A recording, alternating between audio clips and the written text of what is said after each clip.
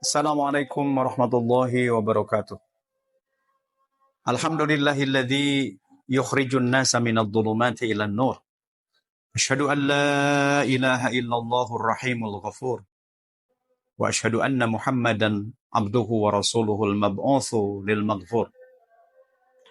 Apa kabar sahabat semua, dimanapun sahabat berada? Semoga kita semua sehat, panjang usia, dan berkah. Bertemu lagi dengan kami di BITP, channel yang insya Allah menyajikan konten-konten dakwah dalam rangka mendukung pembangunan peradaban Islam. Sahabat BITP rahimakumullah, revolusi yang diartikan sebagai perubahan cepat adalah pengertian yang hanya menilik kepada momen puncak sebuah revolusi. Lebih bersifat reaktif. Padahal, kalau kita telisik lebih dalam, bahwa sebuah revolusi tidak lahir serta-merta, melainkan melalui proses tahap demi tahap yang diletakkan pada momentum awal yang mempunyai kepentingan sangat mendasar. Jadi, revolusi bisa diartikan sebagai satu perubahan yang mendasar dari sebuah situasi dan kondisi tertentu. Setidaknya revolusi sangat-sangat bergantung pada satu ide utama, yakni ideologi revolusi. Apa yang menjadi ide dari sebuah revolusi adalah sangat menentukan sifat dan bentuk dari revolusi itu sendiri. Sahabat BITP rahimakumullah, judul yang ingin saya ketengahkan adalah revolusi jiwa, sebuah keniscayaan.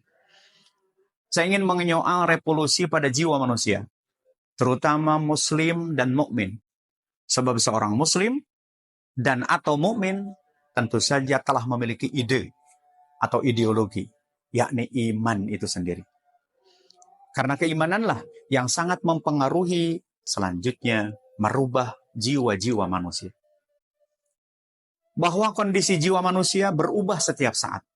Terkadang satu saat jiwa cenderung membaik, dan saat yang lain jiwa akan memburuk.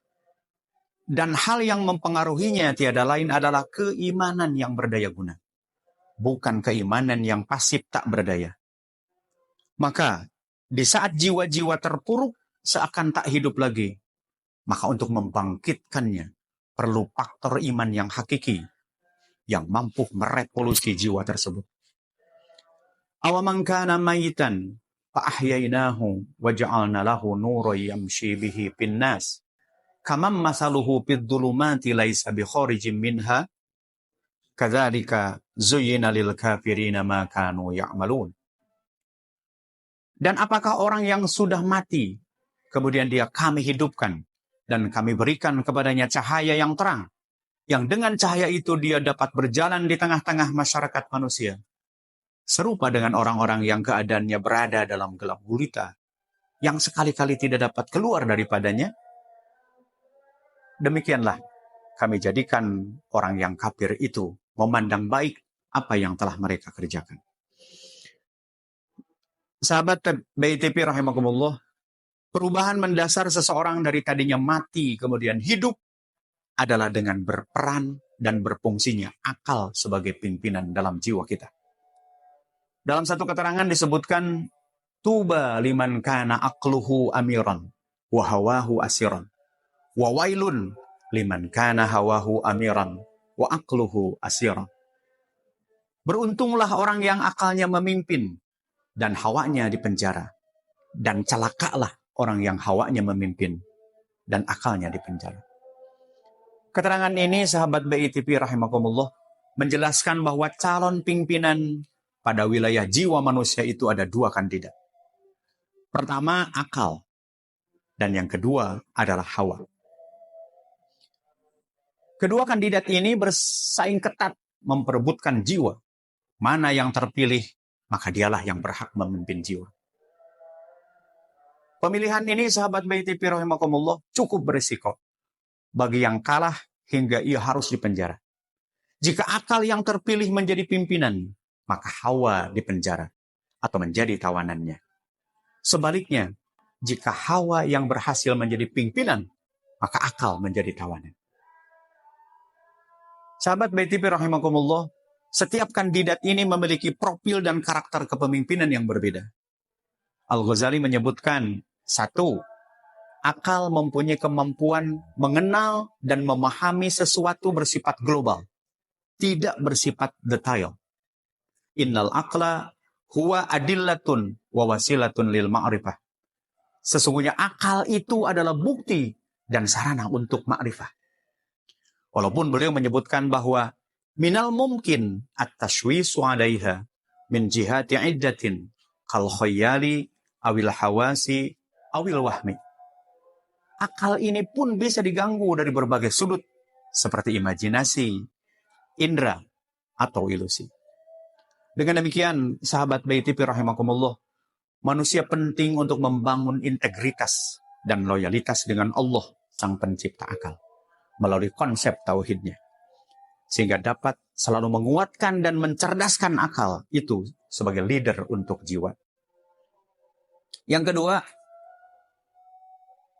kriteria akal itu adalah syariat didahulukan atas akal. Karena syariat itu maksum atau terpelihara dari kesalahan. Sedangkan akal tidaklah maksum. Al-Ghazali mengatakan, al-aqlu la yahtadiya illa bisyara'i. Wa syar'u lam yatabayyan illa bil aqli. Fal aqlu kal asas. Wa syar'u kal bina. Wa la yughni al asasu ma lam yakun bina. Wa lam yusbita. Wa la yusbita bina'un ma lam yakunil asas. Annal aqla wan naqla kilahuma yasilani ilal ma'rifatil ilahiyah. Ay ma'rifatullahi tabaraka wa ta'ala. Al-Ghazali menyebutkan bahwa akal itu tidak akan mendapatkan bimbingan kecuali dengan syar'i. Dan syar'i tidak akan jelas tanpa akal. Akal ibarat pondasi, sementara syar'i adalah bangunannya. Percuma disebut pondasi jika tidak ada bangunannya. Dan tidak akan ada bangunan jika tidak ada pondasi. Akli dan nakli saling beririsan dan berkenalan dengan Tuhannya atau makrifah atau mengenal Allah Subhanahu wa taala. Sahabat BTP rahimakumullah, ma'rifatullah merupakan tahap paling mendasar perubahan dalam revolusi jiwa. Bahkan ulama menyebutkan status hukum dari ma'rifatullah itu adalah kewajiban yang harus diprioritaskan. Awwalu wajibin 'alal insan ma'rifatun billahi bistiqan. Kewajiban pertama atas manusia adalah mengenal Allah dengan seyakin-yakinnya. Sahabat BTP rahimakumullah, mengenal Allah tentunya bukan seperti kita mengenal kepada sesama. Dan bukan pula kita mengenal Allah sebatas zat, sifat dan af'aliyahnya saja secara takwin. Namun tidak terhubung kepada ranah substantif dan aplikatif secara tasyri. Man arafa nafsahu faqad arafa rabbah. Barang siapa yang mengenal dirinya, maka sesungguhnya dia telah mengenal kepada Tuhannya. Mengenal diri merupakan cara mengenal Allah yang paling pertama dan utama. Karena diri adalah makhluk Allah yang paling dekat kepada kita. Makhluk yang mulia dari sisi paras dan postur tubuh dibandingkan makhluk Allah lainnya. Sehingga seberapa jauh kita mengenal Allah ditentukan oleh seberapa jauh kita mengenal kepada diri kita sendiri. A'rafukum binafsihi, a'rafukum birabbih. Sahabat BTP rahimakumullah, perkenalan kepada diri kita tentunya tidak sekadar mengenal secara fisik material saja. Namun perkenalan esensial mental. Setidaknya kita harus memahami 4 option pertanyaan. Yang pertama, dari mana kita berasal? Yang kedua, mau kemana kita menuju? Yang ketiga, sedang di mana posisi kita? Dan yang keempat, harus bagaimana kita bersikap? 4 pertanyaan itu merupakan aspek mendasar dalam ma'rifat atau perkenalan kita kepada diri kita sendiri sebagai awal mula perkenalan kita kepada Sang Maha Kuasa, dan itu merupakan awal untuk terjadi revolusioner atau perubahan pada jiwa kita. Demikian kajian singkat saya kali ini. Aqulu qauli hadza wastaghfirullahal azim li wa lakum billahi fisabilil haq. Assalamualaikum warahmatullahi wabarakatuh.